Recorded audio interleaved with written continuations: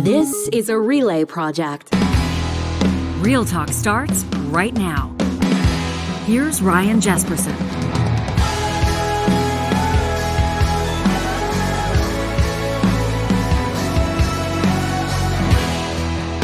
It's Friday and you're locked into Real Talk. We're looking forward to this. This is a Canadian Energy super episode today.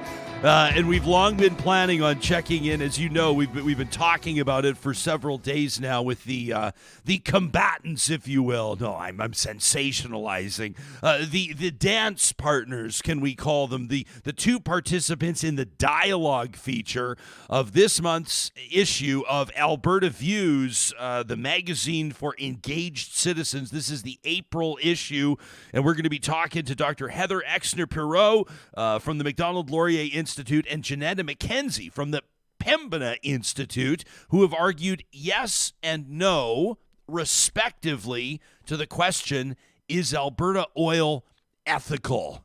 And I'm looking forward to this debate. It'll be a good one. It forms our Real Talk roundtable this week.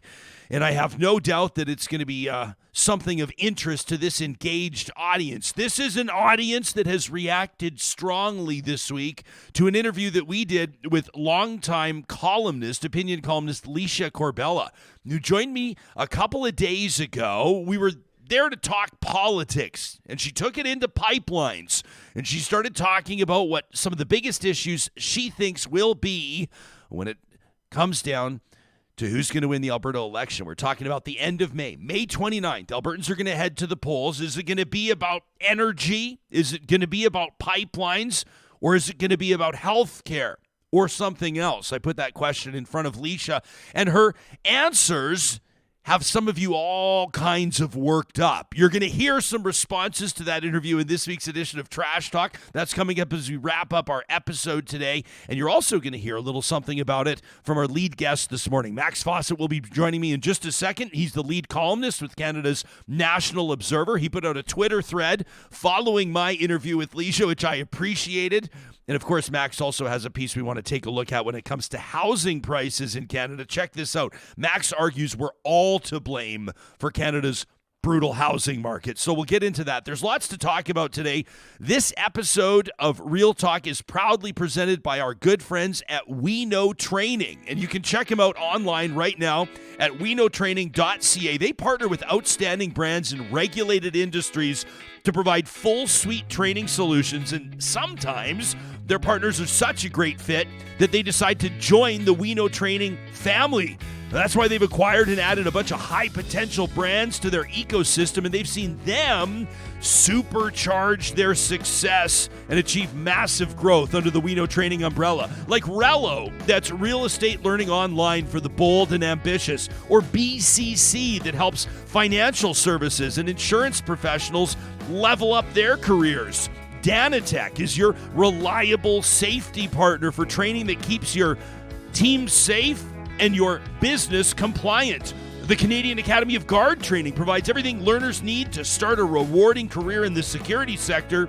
And CanCell is Ontario's sole provider of retail cannabis training for thousands of bud tenders in that province. You can learn more about these partnerships and how your organization might find its perfect fit at weknowtraining.ca.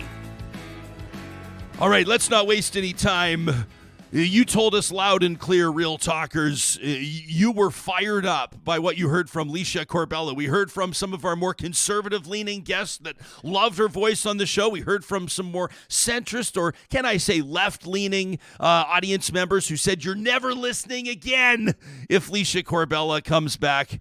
We can't deny that it got everybody thinking, and that includes our first guest this morning. It's Max Fawcett, lead columnist from Canada's National Observer, who put out a Twitter thread on the interview, Max. We appreciated that. When did this first come across your radar, and what prompted you to put in a little extra effort from your Twitter account? Well, a few people put the bat signal out for me on this interview that they wanted me to take a look at it and provide a reply. And I guess part of my, I hate using this word, part of my brand as a journalist is doing these Twitter threads where I sort of explain how things work and use facts and fun GIFs and everything. So I just decided to do that with Licia. And look, everyone is entitled to their opinion, especially in politics, especially over the next little while. I'm not surprised that a card-carrying UCP member like Licia Corbella doesn't like Rachel Notley. But I think we need to keep the conversation within the bounds of facts and reality. And that was sort of what got my back up, is that she said a bunch of things, not about NDP policies or things like that, but about like actual facts about pipelines in this country, like physical facts, like distances, products in the pipeline that were just flagrantly incorrect, like embarrassingly incorrect, really. And so, I wanted to correct the record on that front. Licia is welcome to continue to think that the NDP would be a terrible government. Obviously, she has that right. But I think that opinion should at least be informed by things that are true and not made up. So we want to make sure that this audience has the facts in front of it. I appreciate your approach to this. So let's do some fact checking on this. And this is not me nailing Licia to the cross either. The whole point of a show like this is to hear people's takes, opinions, and assertions, and then to challenge them and see how they all work out in the wash. She and I talked a little bit about royalty reviews. She brought it up. She was talking about Rachel Notley participating in one, rolling one out, and she invoked the example of the political price that Ed Stelmach paid when he mused about and carried out a royalty review as well. Johnny, let's get that clip ready. This was Licia Corbella just a couple of days ago on this show. Obviously, you can watch the full interview in our YouTube or podcast archive, but here's a snippet talking royalty reviews. Are you going to do another royalty review and chase away our oil and gas? One of the things a lot of people, even Albertans, don't realize, oil and gas industry is very mobile. When you say it will chase away the oil and gas industry, people think, oh, well, they can't move. I mean, they're dug into the ground. Well, no, a well gets depleted and then they have to move the well and dig somewhere else. And they'll just as easily go and dig in the US. They don't have to stay in Alberta. That was one that you wanted to point out, Max. I know you wanted to touch on that one. What's inaccurate from your perspective? Have the 4 years that the NDP were in government as sort of a testimony to the fact that these fears are really not true. I remember hearing this. I was covering the industry for Alberta Oil at the time, where I was the editor, and you'd hear a lot of companies, especially ones that their founders or their chief executives were from Saskatchewan, saying, "Well, we're just going to move our head office to Saskatoon or Regina. We're not going to sit around and let this NDP government tax us to death." And do you know how many of those companies moved their head offices out of the province, Ryan? It's zero, not a single one. The most notable one was Ovintiv, which was formerly Encana, and that actually happened under Jason Kenney's watch, not Rachel Notley. So the idea, yes, technically companies could walk away from their leases and their oil and gas assets in Alberta and purchase new ones in the United States, but from a shareholder perspective, that would be negligent.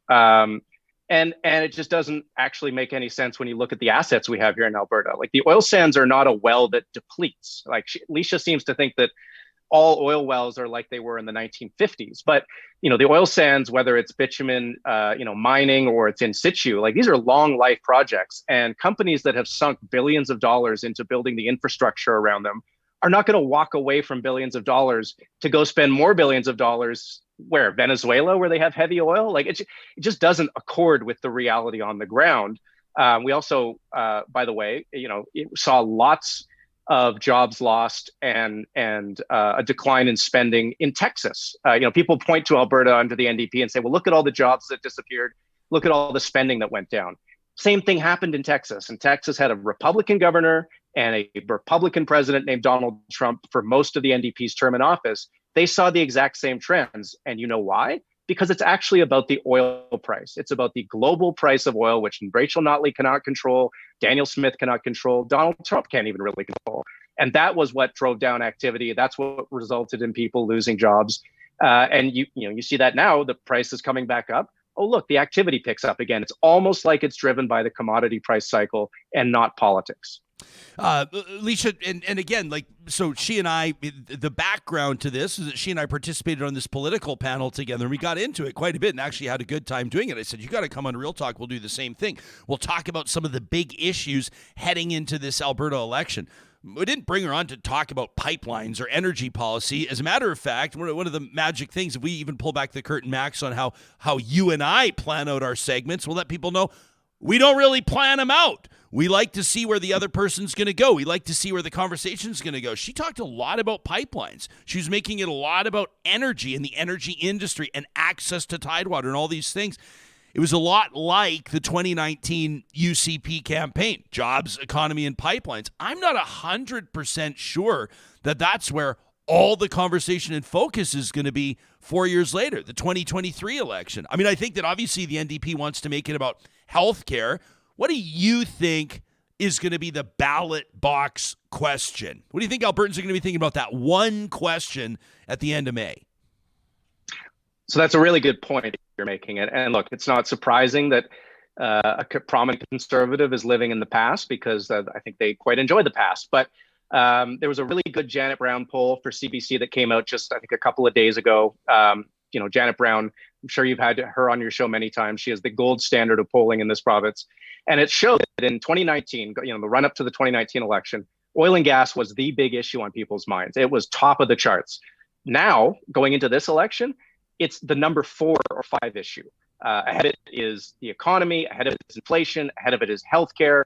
I think it's gone down 30 or 35 points in terms of the number of people who rank it their most important issue. So if the UCP wants to make this about pipelines, they're going to lose the election. It's just that simple. What do I think the ballot issue is going to end up being? It's going to be, who do you trust? Do you trust Rachel Notley, the NDP, to not, blow up the economy, as I think conservatives would like to pretend? Do you trust Danielle Smith not to blow up the healthcare system, as I think, progressives would like to pretend? I don't think either one of those characterizations is true, but I think that'll be the ballot question for everyone, is who do you trust more with the things that you care about most? And I think it'll be a fascinating election and a fascinating campaign around that issue. One of the sort of the trust factor storylines, people can evaluate Rachel Notley as a standalone. They can evaluate Danielle Smith as a standalone. And I think that this call with this so-called street preacher, Artur Pawlowski out of Calgary, is going to be a story that Danielle Smith's team is going to work hard to get you to forget about. And when you're talking about trust factor, I wonder how significantly this will factor in. Again, to go back to the conversation with Licia a couple of days ago, I don't know if she really believed what she was saying, because she kind of walked it back a little bit. People should listen to the full interview. But here was our exchange on Artur Pawlowski. This is the call. Everybody remembers 11 minutes of the Premier's time with a guy that was just weeks out from being tried on charges that since happened, the ruling yet to come down, weeks away from being tried on serious charges relating to that Coutts border blockade. And Licia says, yeah. I just don't see this as a huge issue. You think that the Premier should be calling somebody a couple of weeks before their trial relating to Coutts border blockade where guns were seized? You don't honestly think that's a good look for the Premier? No, it's not a good look, but I think that in light of the fact that she made promises with regard to, she shouldn't have made those promises, but she made promises with regards to prosecutions based on vaccine status. Yeah. That's what she made promises on. And I think she wanted to make it at least look like she was trying to follow through on that. How much of a liability, Max, is this for the Premier, do you think, whether you're talking about the trust factor or even anything else remotely related to the story? I think it's big, and she keeps making it bigger, which is the part that I can't really understand. I mean, when she changes her story every week on her call-in radio show, and then, that creates a whole nother cycle of people asking questions about why she made that call and what it was really about, doesn't help her talk about things she wants to talk about, like the budget, like the money they're spending, like the economy. And so there's a lot of political self-injury at play here. I know the UCP wants to make this about sort of the technicalities of, did you talk to the prosecutors? Did she not talk to the prosecutors? I think the real issue is, why is she talking to this guy at all? Anyone who is in Calgary, good Lord, he lives near me here in my neighborhood, knows who this individual is. He's a very sort of hateful figure. He, anti-LGBTQ. He blamed the floods on gay people. Anti-vaccine, like just not a mainstream or even a remotely mainstream character. So why is the Premier spending 11 minutes on the phone, genuflecting to him and coddling him and trying to sort of assuage his tender feelings. It's such a bad look, and it speaks to, I think, her judgment and the people that she surrounds herself with. And, to Licia's point where she's kind of hand waving it away, and I've seen other people do this, the question I would put to them is, if this was Rachel Notley and she spent 15 minutes on the phone with a pipeline protester who had tried to blow up a pipeline in Alberta, how would they respond? Would they say, it's not such a big deal, it's just, whatever, let's move on? Or would they make it the biggest deal in the history of big deals? I think we all know what the answer to that is. So there's some just very obvious hypocrisy here. But the longer we spend talking about Archer Pawlowski, the less time the UCP has to spend talking about things like jobs, economy, and everything else that I think is much better for them than this. Let me ask you, to bring it back to my conversation with Licia Corbella earlier this week. She asserted that Rachel Notley didn't fight for Alberta's energy sector. I mean, she went so far as to say that there's been no other Canadian premier in history that has ever fought against their number one industry as vociferously as Rachel Notley did. That's my paraphrase, by the way. But she invoked the examples of, she talked about, different government bills, federal bills. She talked about Energy East. She talked about Northern Gateway in particular, kind of caught my interest. Now, I feel like a lot of the conversation or the opining about the Northern Gateway pipeline ignores the fact that it was the courts that said no to this, and that the Harper government's approval of this project was almost, dare I say, irrelevant. In other words, this wasn't something that came down to the politics. And politicians can rattle their sabers around items or issues, cases before the courts, and there's great politicking to be done. But when it comes to the actual work that might be accomplished, people might be left wanting. You talk about bringing the facts. Why don't we talk about the facts about why Northern Gateway didn't happen? Sure. It was a failure of the Harper government, like you say, to do the consultation on it properly. The federal court threw out the approval. And certainly my sense back at the time, and I recall, Enbridge basically saying they weren't interested in reviving the project, going through that whole process again. It was a dead letter. And so the idea that Trudeau killed it, he euthanized it. It was already dying because there were so many problems legal problems with unceded Indigenous territory in Northern BC. This is something that I just don't think the oil and gas industry understood. I think they thought that the legal landscape was similar to Alberta, which, Alberta is treated, BC is mostly not treated. Like, it always boggled my mind the way they approached it. But, I think Gateway was a dead letter. And Rachel Notley wisely chose to focus on the one pipeline project that could get Alberta oil to Tidewater, which was TMX, because TMX was already running along an existing route. It was not cutting through sort of, virgin forest and all the rest of it like Gateway would have. It just didn't have the same problems. So I think she wisely said, if I'm going to fight for something, I want to fight effectively. And she did that with TMX. And look, if you go back and look at the clippings at the time, the Liberals give explicit credit to the NDP government in Alberta for forcing their hand on buying TMX after the BC NDP government, ironically, filibustered it basically into submission. So the politics around this, and I got Derek Fildebrandt, of all people, on my podcast to acknowledge that it was the BC government that did it, not the federal government, and that the Alberta government was the one that kind of made that happen. So there's just a lot of swirling politics and confusion here that I think some people are very happy to take advantage of. I think that's unfortunate. As to the question of her fighting, I guess it's about what your definition of fighting is. If your definition is throwing a temper tantrum, yelling and screaming, being visibly fighty, then maybe she didn't fight as much as the Conservatives wanted her to. But if your definition is advocating strongly for what you want and then getting it, she's fought better than any Alberta premier since Peter Lougheed. And I think you can draw a straight line between the way that those two premiers did their advocacy in Ottawa. TMX would not have been bought, and it would not be nearing completion were it not for Rachel Notley's work. That is a fact. People may not like that fact. They may find it unpleasant, but it is a fact. So let me ask you this. This is a political analysis question. Why do you think that neither Prime Minister Trudeau nor former Premier Notley get credit, generally speaking, for TMX? Because they don't. Part of it is that there is a very large sort of institutional bias that doesn't want to give them credit and simply won't give them credit. And then part of it is that they haven't they haven't left a paper trail that makes it easy for people to pick up. One of my enduring criticisms of the Liberal government in Ottawa is that it is absolutely terrible at communicating. It has been terrible at communicating on the carbon tax, and it's been terrible at communicating on this issue, partly because from their perspective, there are no votes here, right? Them buying TMX wins them maybe one seat in Alberta. I don't know. I don't think it did. And it costs them a lot of votes in BC. So they're not going to go out and broadcast the fact that they're spending now upwards of $30 billion on a pipeline project that's going to move Alberta's oil to Tidewater, because it's not a winning issue for them, but they did it.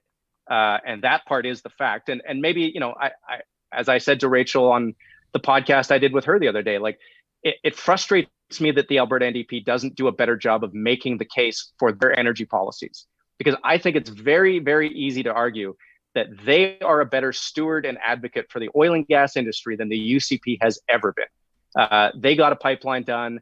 They were effective marketers in the United States and in international markets. They didn't do dumb stuff like pick fights with Bigfoot. They didn't have a war room. They didn't have an inquiry. Like, the fact case on who is better for the industry pretty clearly tilts towards the NDP, but the industry itself doesn't believe that. And the NDP doesn't seem to want to make the case themselves. Max is referencing his podcast. It's called Maxed Out.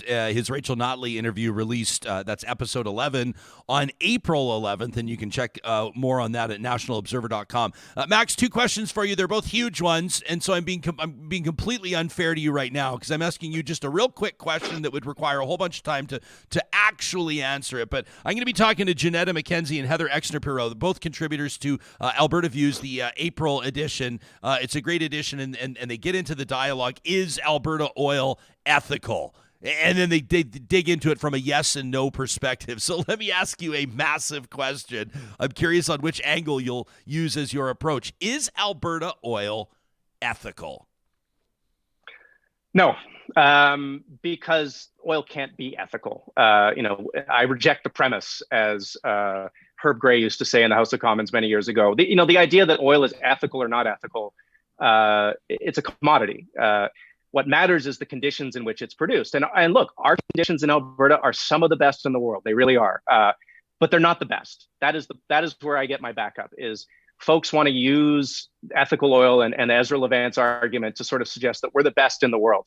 And we're not. Go look at Norway. Go look at the United Kingdom. Even go look at some parts of the United States. Like, we're good, but we could be so much better. And that would be the thing that I think the industry should be focusing on, not pounding its chest, not saying we're the best, you can't criticize us. If you do, you love Saudi Arabia, and I get that all the time.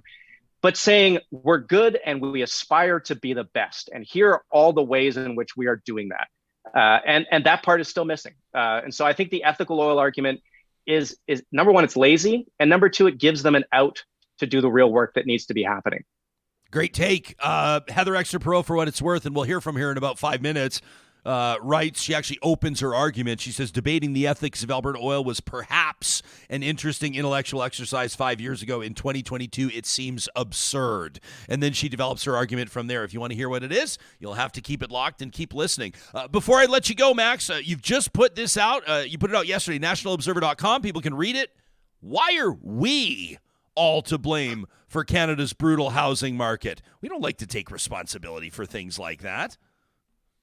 Yeah, I'm really channeling Jim Prentice here with the look in the mirror stuff, but yeah. He was right. And I think there's a similar dynamic at play here. Now, I exclude, students, renters, people who are not homeowners from the royal us, right? There are certainly people who have absolutely no blame when it comes to our housing market. But, for the vast majority of us, or the majority of us who do own our homes, we're the problem, because we're the ones who don't want to see our house prices go down. We don't want to see policies put in place that would tax the equity in our homes, or the capital gains, excuse me. We don't want people to build tall buildings near us. And so we go to community meetings and protest about townhouses. Like I pointed out in the column, there's this group in a town in Ontario that, they took a picture with their arms all folded saying, we don't want these townhouses near our homes. We are the ones who vote and express our politics in ways that interferes with the kind of supply that we need to have and this kind of demand measures that we need to see to bring housing prices down. And so, if we're going to solve the housing conundrum, which it's not great in Alberta, but it is horrific in BC and Ontario and other parts of the country. Yes, we need more, social housing, like the NDP MP, Daniel Blakey said in that very good speech that went viral. Yes, we need more market housing, like Pierre Poilievre and conservatives say, but we also need to take a look at our own attitudes and how those are getting in the way of building what we need to build in this country to bring house prices down. Max Fawcett is the lead columnist at Canada's National Observer and the host of Maxed Out, which is a great podcast where Max basically brings on people with whom he thinks he could not disagree more, and they hash out important issues just like he does here on Real Talk. It's always a pleasure to see you, my man. Thanks for doing this, and have a great weekend. Yeah, you too. Thanks for having me on. Yeah, you got it. You can follow Max on Twitter at Max Fawcett. And again, read his work. Check out his podcast, nationalobserver.com. We're going to get to our dance partners. We're going to get to the dialogue participants as featured, the contributors to Alberta Views April issue.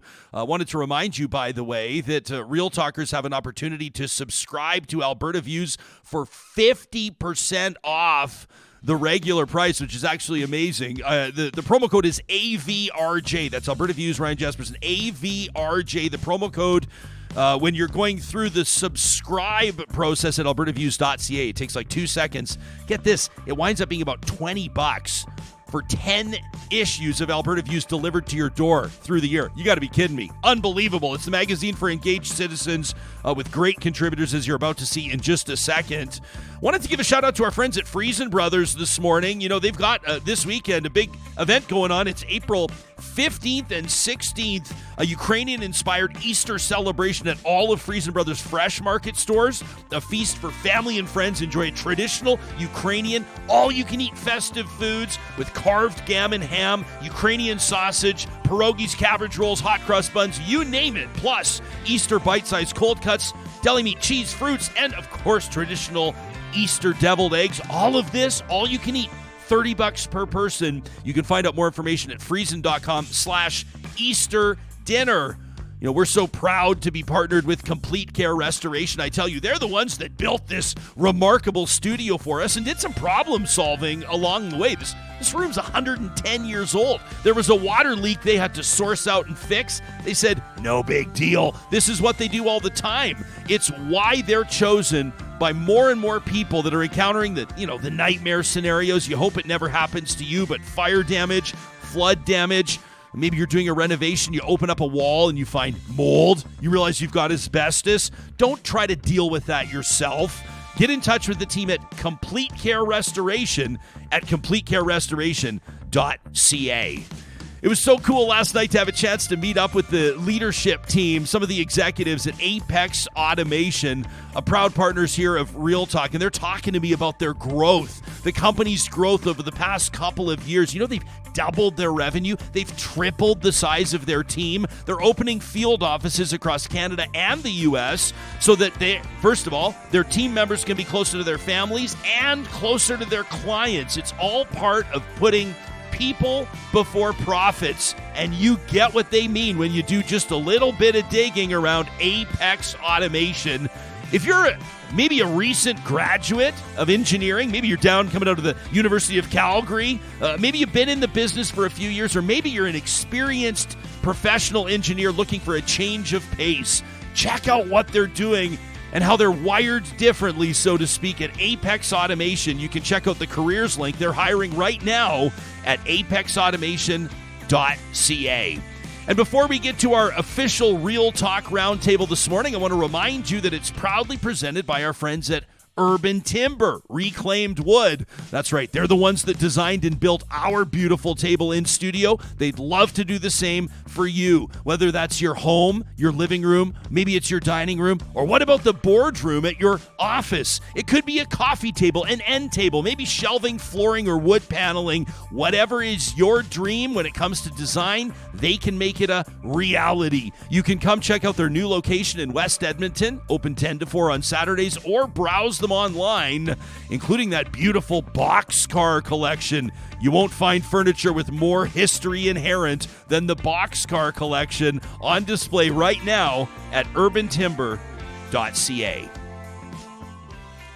Well, it's a question that people have been asking for a long time. When you start talking about social license, when you talk about energy expansion, when you talk about building pipelines, when you talk about the global energy arms race, and economic security for nations, let alone corporations.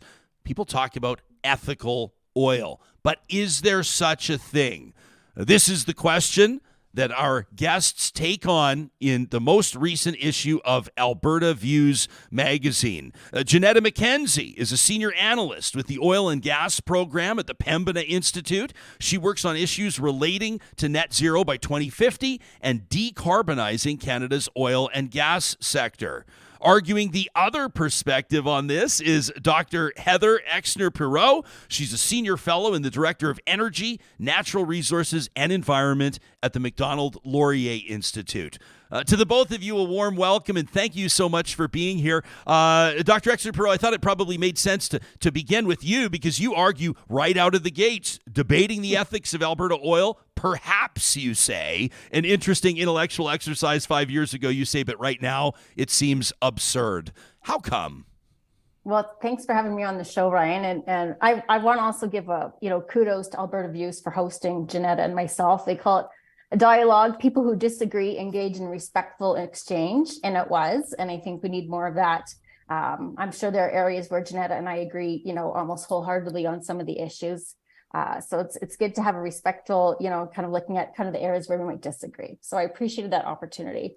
So I think we've just come out of a decade of cheaper energy because of the shale boom. And I think it allowed us to be a bit complacent and to take cheap energy for granted and not realize how many ways cheap oil improved human well-being, improved our lives, improved the ability to grow in other ways, improved human development. And now we're entering a period, and it was really pushed after the Russian invasion of Ukraine, into a period of expensive oil and expensive energy. And that is going to have very dramatic effects. So, Janetta and I didn't choose the question, is Alberta oil ethical? Is water ethical? Is copper ethical? Are cell phones ethical? Maybe it is the wrong question. But I absolutely believe that, yes, it would be unethical for us, to stop producing oil. And before I turn it over, just look at what happened, last week with OPEC Plus cutting oil production. And what was the International Energy Agency's response? What was the White House's response? This is irresponsible. This is going to drive inflationary pressures. This is coming at a time when supply is tightening. This will hurt the most vulnerable people in the world because it'll make their cost of living go up. It'll push some people into energy poverty. So I think part of the problem is that in Alberta, we tend to be navel gazing. And we tend to be very parochial and think about, is Alberta oil good for us or not? And we need to start looking at it that we're the world's fourth largest producer. Oil is critical to everything we do. We can't have 8 billion people without oil. And when you cut it, where you make that supply more expensive to $100 a barrel, $150 a barrel, real people really hurt. Thanks for that. Janetta McKenzie from the Pembina Institute. So you are assigned the no perspective on this. But also, to give our audience members that haven't had a chance yet to read both of these arguments, I want to give you some credit out of the gates. You don't come out guns blazing. You don't bring out a big sledgehammer and tell everybody that's worked or is working in oil and gas that they should be ashamed of themselves.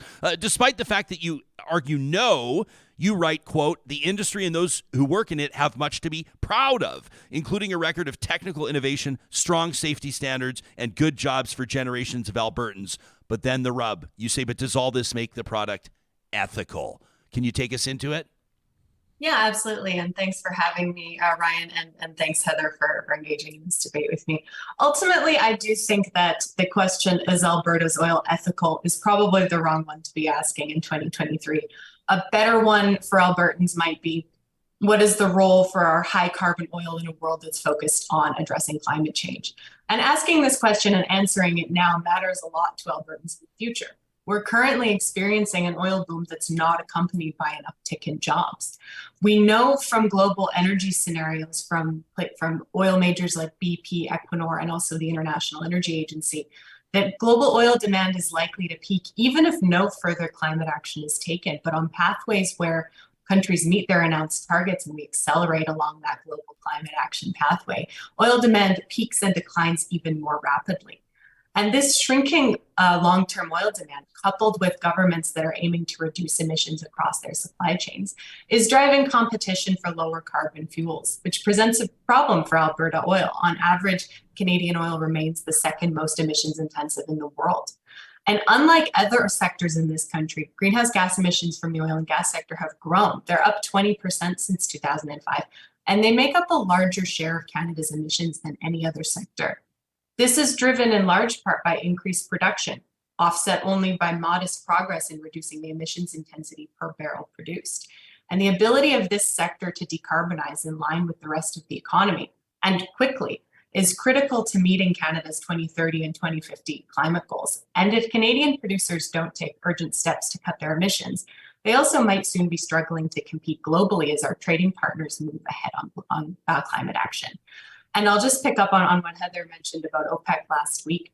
I think that this only throws into sharper relief the need to diversify our economy and decarbonize our oil and gas sector. The answer to climate change, to energy security, to energy affordability is to diversify our energy sources and move away from oil and gas. That's a supercharged conversation, though, isn't it? I mean, probably the most supercharged phrase right now is just transition in this context. And I know that both of you have seen that and some of the politicking around it. Do you think, and of course I'll ask the question to both of you to be fair here, Heather, you first, do you think that the both of you might find some points to agree on when we talk about or evaluate the factors that will lead to the continued success or the potential phasing out or damage done to Canada's energy industry? Might both of you agree on the factors that might contribute to that? So I would say we both agree that we need to transition, that greenhouse gases cause climate change, and climate change is not a good thing. And, of course, I'm a huge fan of nuclear. I think nuclear is going to be the solution. In 100 years, we'll be using nuclear and producing hydrogen from nuclear, and that'll be the future. Of course, we'll still use hydrocarbons for materials. But where we don't agree is I think there's very optimistic perceptions of where oil demand is heading. And I want to remind people, yes, in Canada, I think we can reduce our consumption, and we should. In Europe, in the United States, yes, reduce our greenhouse gas intensity, cut down on oil use. We seem to forget that there's another 7 billion people in the world, who are generally in lower income countries, that if they want to move into the middle class, will be consuming more energy. That the population of Asia is going to grow at the same, it'll cover the entire population of the EU, the United States and Canada and Japan by 2050. Another billion Asians will be on this planet, and hopefully they move into the middle class. And when people move into the middle class, they consume more energy. So yes, BP said in 2019, IEA has their net zero scenarios, but on the other hand, OPEC and Exxon and Rystad and others say actually it'll increase for a while. And it's not that I want oil demand to increase. I think if there was cheaper, better, more reliable, more accessible energy solutions, we would just use them. There wouldn't be a question. If they were cheaper, we would just use them. But I think that our population is going to grow to 9 billion people. Those 9 billion people will be using more energy. And there are some things that cannot replace oil right now that we are decades away from replacing. Janetta, how would you respond to that? You do write in your piece in Alberta Views, you do write about shrinking oil demand. Yeah, absolutely. And I do think it's important to note that these scenarios put out are not crystal balls, but even oil majors like BP and Equinor are putting out what they think a reasonable trajectory for global oil demand is based on existing climate pledges, announced targets, and on net zero. And these scenarios are continuously revised, usually every year. But the trend in the last few years is that they're revising long-term oil demand downwards, not upwards. And I think I'd also like to pick up on something Heather said. I very much agree that the world needs abundant energy resources now and in the future to support a good quality of life, both at home and globally. However, 20 years ago, that energy mostly came from fossil fuels because cost-effective substitutions weren't available. But that's not the case today, and it won't be the case in the future. The cost of renewable energy has been falling for a decade. In some cases, wind and solar are cheaper than fossil fuels, depending on the geography. The cost of solar power in particular has fallen by more than 85% since 2010.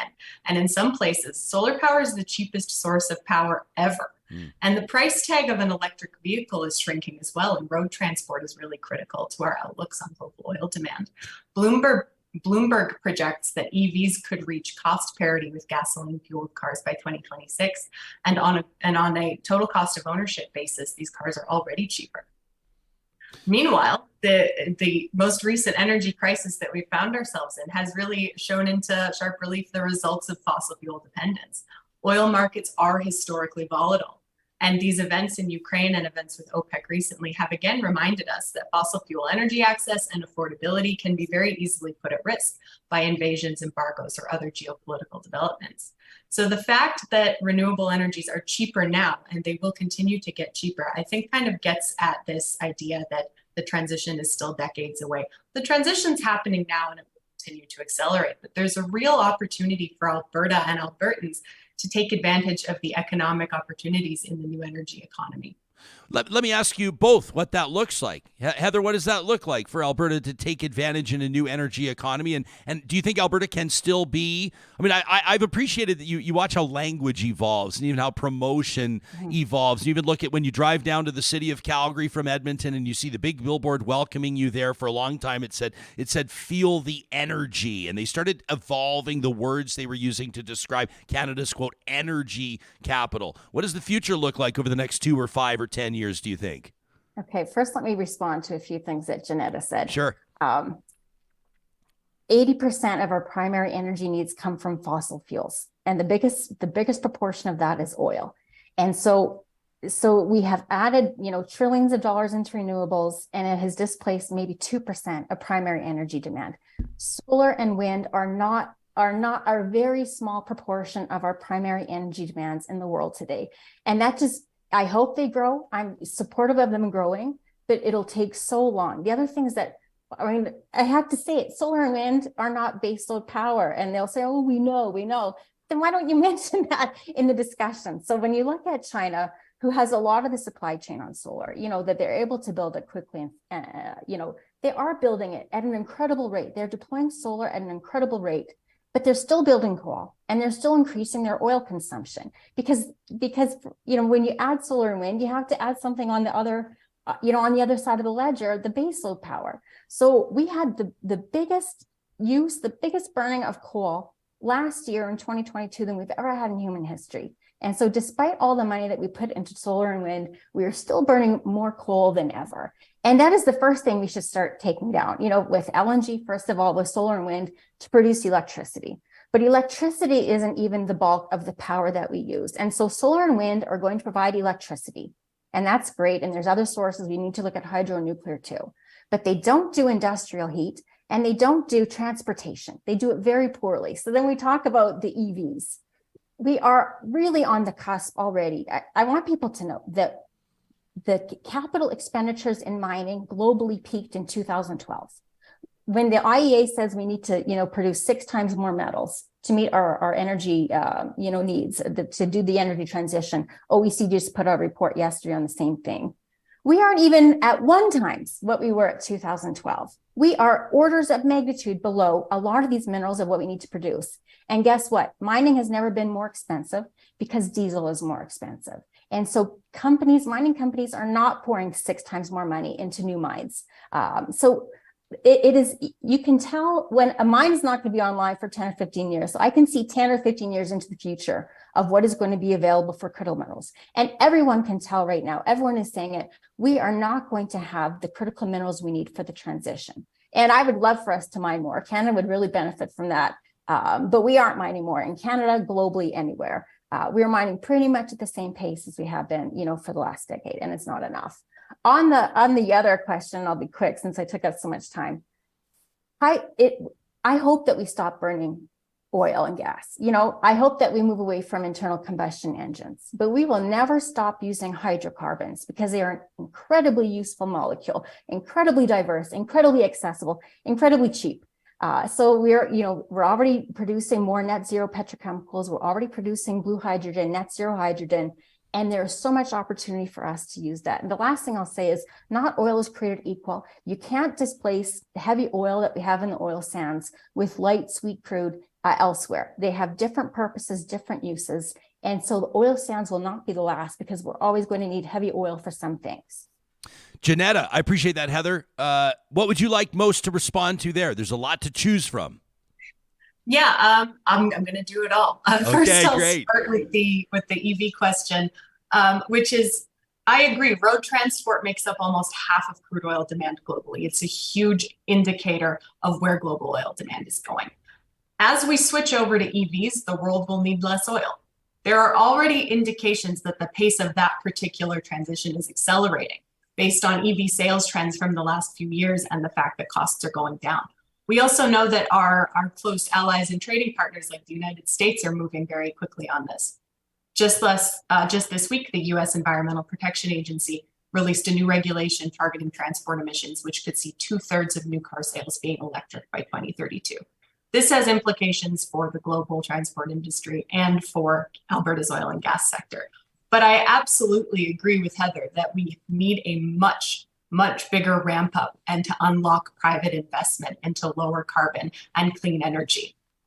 This has been identified as a gap by the International Energy Agency that we need to almost quadruple the amount of clean energy and lower carbon investment that the world is making by 2030 annually.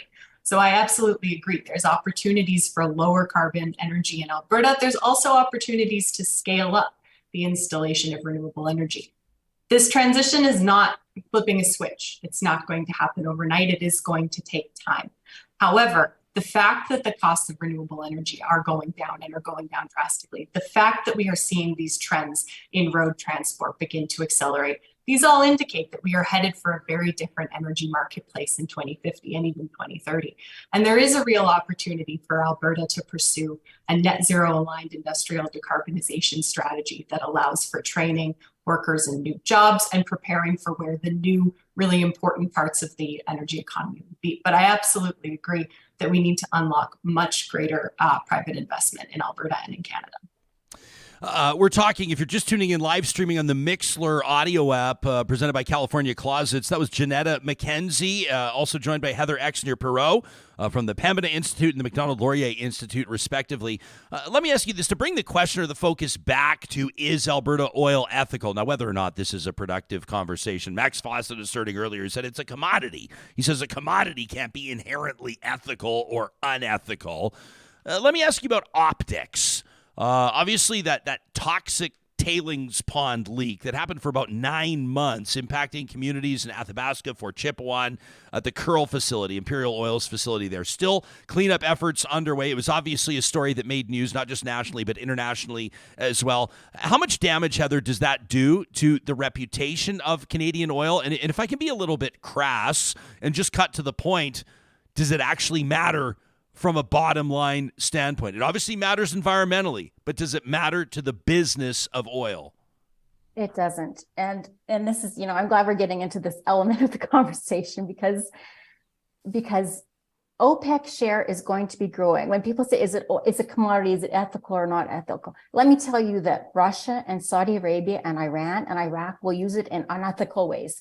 They will use that leverage of controlling energy security for the world in ways that do not align with our values and with our interests. And how we ignore that aspect of the conversation, I don't know. We just came out of a period where shale oil grew dramatically. And so that, after the 2008 peak, $147 a barrel, shale oil grew, American production grew. They went from the world's largest importer to the world's largest producer. And that changed the balance of power. And that, and that created a kind of a decade of cheap energy, low interest rates, all those things. Now we're moving out of that. That's why OPEC Plus could make that move last week, is because they see that they have the leverage, that shale oil can't ramp up like that anymore, that they're starting to get bigger part of the market share. And the only country, the only OECD country, the only Western country that can significantly expand its oil production now is Canada. And so, so are our allies going to choose a lower carbon barrel, or, will they choose Russian over a Canadian barrel? I think absolutely not. First of all, they don't even have that option. Japan's still buying Russian oil above the sanctions cap rates because they have no choice. They have to buy Russian oil. Are they not waiting until TMX is up so they can buy more Canadian oil? Absolutely. I think, the oil sands had a poll, but it was an Ipsos poll, global poll. What country would you most rather buy your oil from? Canada was the number one country above Norway and United States. So no one can tell me that our allies that Europe, that the United States, that Asia don't want to buy a Canadian oil barrel, that they will think about, the greenhouse gas intensity when their alternatives are Russia. Janetta, what do you think? Yeah, absolutely. I'll talk about the tailings first, which is, I think this is a huge issue. And in light of the sector's long-term outlook, we do have to consider companies' serious liability problems. This is an issue with a ballooning price tag, which Albertans will be on the hook for if industry can't pay. And as long as the sector grows, future revenues are in theory meant to pay for the cleanup of these projects and the cleanup of this tailings waste. But when large structural change is on the horizon, like a global decline in demand for oil, relying on those future revenues becomes really, really precarious.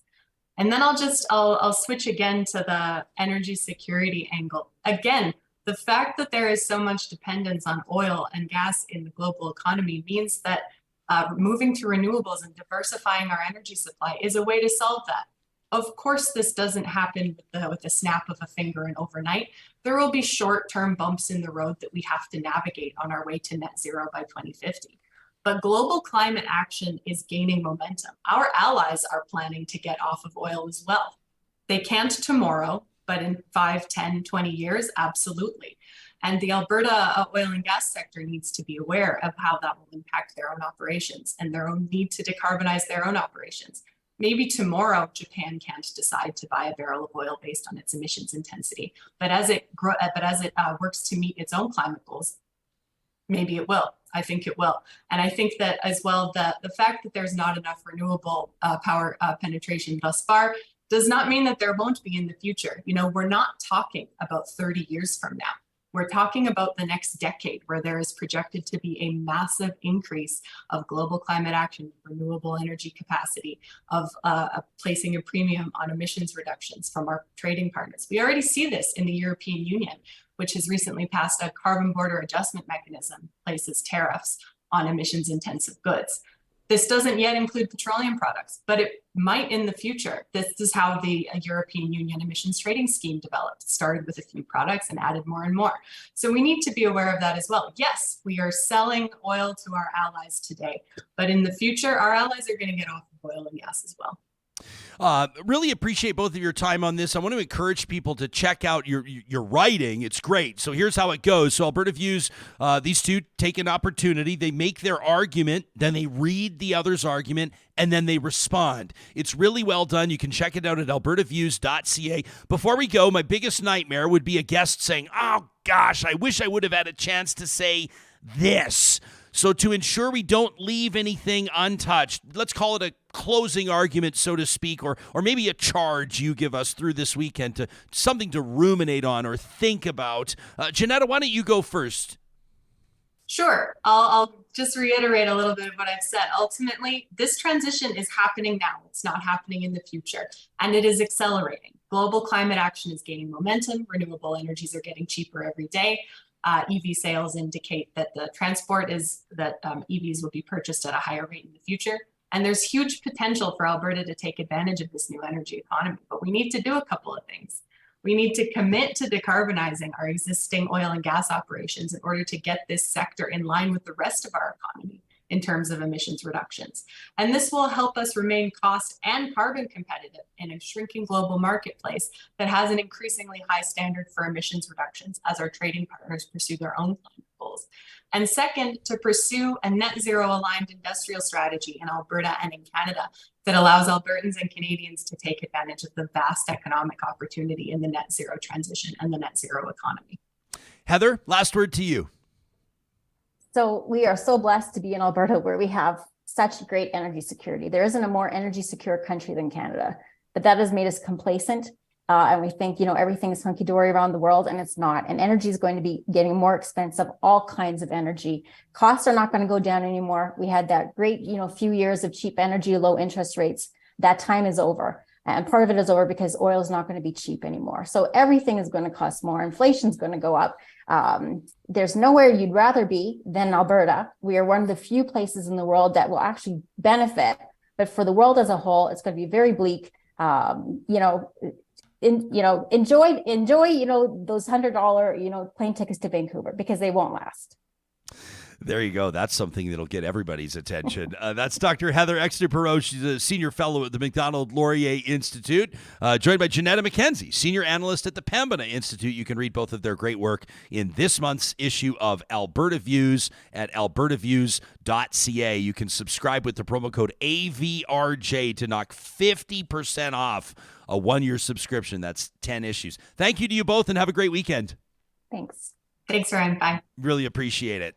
This conversation, of course, presented our roundtable every week by our friends at Urban Timber, but there's a whole roster of Real Talk sponsors that we want to put on your radar. If you ever want to thank us for doing this show, why not support our sponsors? That means a lot to all of us, and that includes the family-owned business that is Grand Dog Essentials Quality Raw Food. Now, as the name would suggest, they've got raw dog food nailed down. They're the experts. We've gone to them for nutritional advice, for lifestyle advice for our dogs. You want to address things like joint pain. You want your dog's coat to look as best as it possibly can. Maybe you got some appetite issues, but they've also got high-quality protein for cats.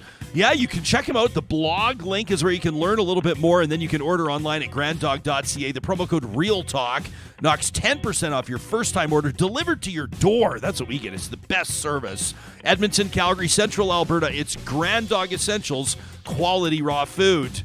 All this talk about solar, renewables, did it have you thinking like it did me about Kubi Renewable Energy? They've been with us through the start of this talk show project and all the way through, and we're growing our teams side by side. Yeah, that's right. Kubi Energy is hiring right now. They're heading into their busiest season. That means it's all hands on deck. Are you or somebody you know passionate about advancing Canada's energy industry while making a positive impact on the environment? They would love to hear from you. Kubi's looking for apprentices, journey persons as well in both Edmonton and Calgary. You can check out kubienergy.ca/careers to learn about open positions. Johnny, for people watching this on YouTube, you're showing them photos. This is like in Canmore. This looks like a really cool job. Doing installation. Yeah. Can you imagine being up on roofs in mountain communities installing solar to save the planet? Yeah, it looks incredible. It goes above and beyond the regular Call of Duty, doesn't it? Okay, so you sign up for Kubi. You've got solar panels up on your roof. What next? Well, parkpower.ca wants you to know about their solar club. Yeah, that's right. In the summer months, they're not going to BS you. In December, your solar panels, you'll be using all the juice they can give you.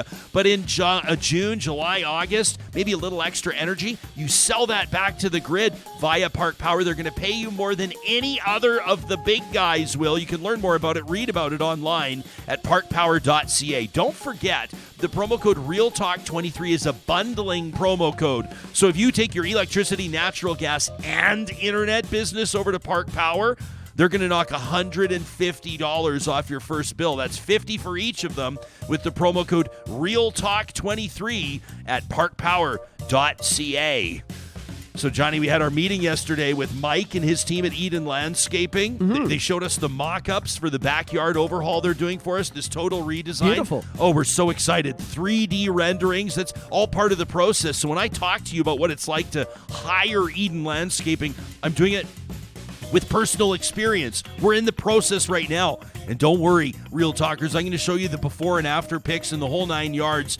It's amazing working with Mike and his team because you can tell how much they care about giving people a space that they can enjoy, work, and grow in, to provide a space that's flexible. It's as flexible as your life, and that it can evolve as your needs evolve. And I'm going to be honest with you, we're on a budget. And so we told Mike the budget, and he's working the design around that budget. He understands that different people come at it from different angles. It's been a joy to work with Eden Landscaping, and you can do the same by making contact with them. A free consultation at landscapeedmonton.ca.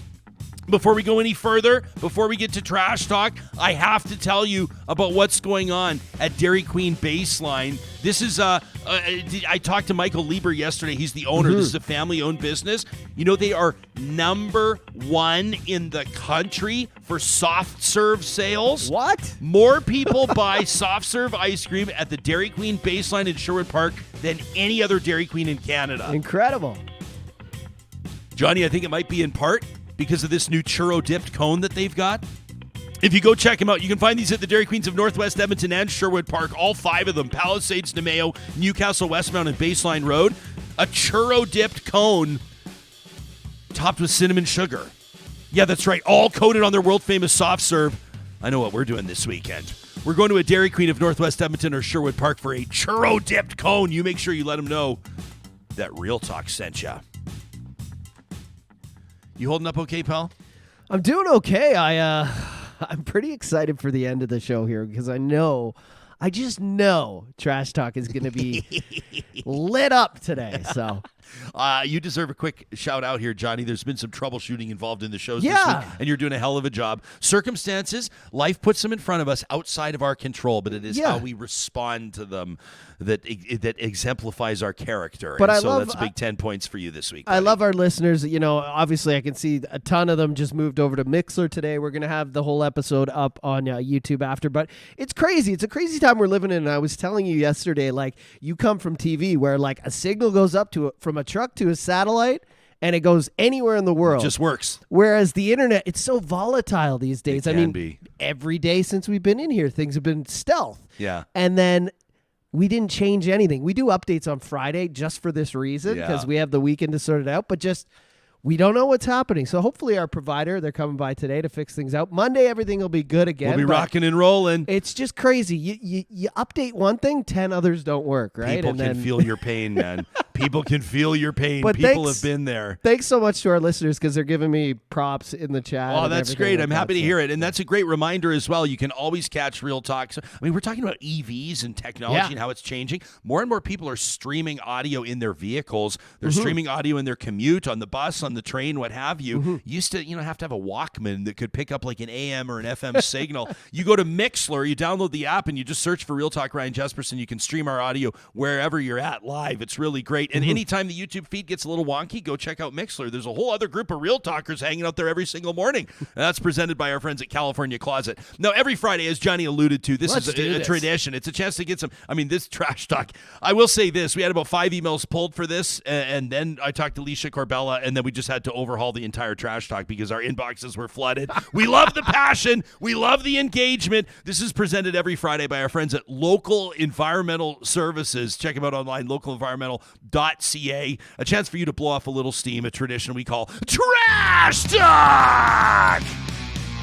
And this one from Marilyn, who says, I was listening to your segment, Jesperson, with Charles Adler on Tuesday, whether or not a person deserves care, perceived by the general population with a coffee clutch, that they did not take care of their own health. However that may be designed, this is the whole thing, more personal accountability for heart attack victims. Marilyn says the thing that's often overlooked is how this group of people with all these attitudes will actually operationalize their beliefs. Like, what's their plan? Like, if you truly believe in survival of the fittest, what's your definition of fittest? Who's setting the criteria for deciding whose life is the most valuable? These political parties, the coffee clutch, have also mused that people deserve cancer, or that maybe anybody closing in on 80 years of age has lived to their life expectancy. Who else might be on the chopping block? Marilyn says there's no doubt in my mind many groups of people, young and old, currently on this chopping block. She says, I don't know about you, but I definitely don't believe that some of these commentators have the knowledge, the right, or the moral decency to be deciding the value of life. Everybody's life has value. Universal health care is for everyone. That from Marilyn. What about this one from Donna, who says, so Jesperson, according to Chelsea Petrovic, mayor of Claresholm, and Danielle Smith, the premier of Alberta, being accountable for your health, staying out of hospital and staying healthy doesn't include getting vaccinated. I guess if this recommendation came from a naturopath, it might hold more validity. Donna said, I heard a comedian recently say the anti-vaxxers are doing their darndest to bring back polio. She said, I thought that might make real talkers laugh. That from Donna. I think I should get 5 points for sticking a trash talk in the plant behind me. What do you think? Wait until people see this. You scored a three-pointer. I did score it from way downtown. Right in the fern. This one from Thomas. Thomas says, Jespo, first off, loyal listener. I got a great deal of respect for your show and most of your guests, but he says, I could barely keep my Cliff Bar down when Licia Corbella, we know what he's eating for breakfast, when Licia Corbella started spewing her anybody but Rachel Notley vitriol, a vitriol light on facts and full of that condescending phrase, the people don't realize. The translation, here's my view, and woke people don't agree with me. At our house, says Thomas, we're proud centrists. Some days, a dash to the left. Other days, a smidge right. He says, I always thought that so-called journalists took pride in approaching issues with balance and research. Even if they're writing an opinion piece, facts might be nice. He says, the bias was blatant. Just imagine if an NDP premier was conducting calls with a union executive facing criminal charges. The right would have a proper shit fit. He then says, again, I love the show. From Thom with an H. And this one from Alison, whose subject line simply reads, the finger. She says, Jesperson, Wednesday's episode was incredibly difficult to listen to. I was baffled. I was muttering. I wanted to pull my hair out. The UCP demonstrated incompetence, failed to fund healthcare or create or enforce sufficient public health policies through the pandemic. They failed us when it was their job to not overwhelm our healthcare system. This was evident during the initial waves of Delta, and it still enrages me. Healthcare workers were underfunded, under-resourced, overworked, and amassed daily exposure to traumatic events. That healthcare worker flipping off the premier is a hero, and it doesn't even come close to the sentiment that many healthcare providers have the long-lasting psychological impacts they're most likely to suffer from. This is absolutely not the same, says Alison, as some entitled asshole choosing not to get the vaccine and throwing a tantrum because they needed to be altruistic. The so-called Flu Trucks clan had an anti-democratic, fascist, racist protest base openly identifying in its ranks. She says the stunt they pulled at the border is terrifying. A shout out, though, says Alison, to Licia Corbella for being one of the most painful interviews I've had the displeasure of listening to for a long time. Alison's telling us how she really feels. She says, she reminded me to register to vote this morning. I will take great pleasure because I have decided to dedicate my NDP vote to canceling out her UCP vote. Clinging onto a party that's not recognizable anymore, that overestimates the value of a resource causing climate catastrophe. Her takes on the NDP are based on fear, and I believe that the difference in these parties is social programming and funding. I didn't believe Jason Kenney on health policy, and I don't believe Danielle Smith's iteration of the same thing. We should believe what she said, Smith that is, on the podcast. That is the spirit of the Take Back Alberta faction. They appear to be the worst of Wild Rose, but condensed and more terrifying. She then, in true Real Talker fashion, Johnny signs off, warmly, Alison. You can send us your trash talk to talk@ryanjesperson.com, whether you agree or disagree with the guests that you've heard or seen on the show. We thank you for your engagement. You are the most engaged talk audience in the country. You can send us a tweet. You can check out our Instagram and TikToks by following Real Talk RJ, and we'll see you right back here on Monday. Make it a great weekend, everybody, and thanks for tuning in to Real Talk.